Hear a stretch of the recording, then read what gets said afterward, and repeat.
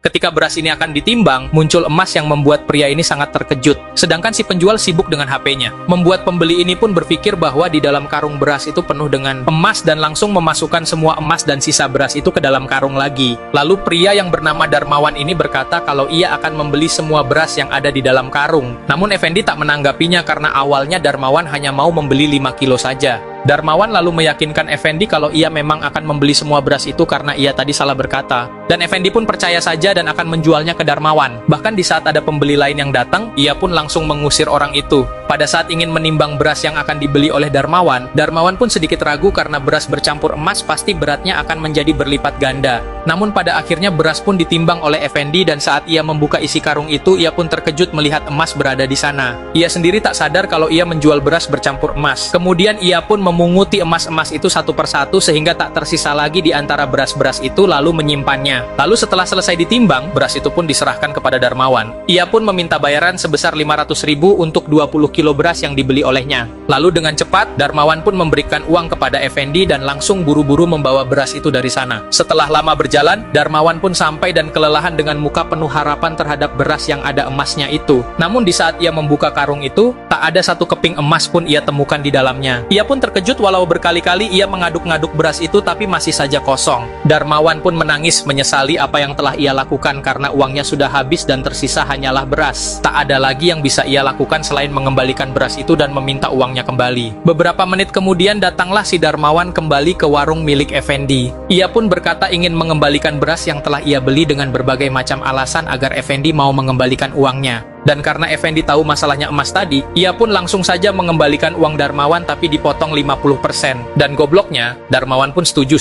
saja.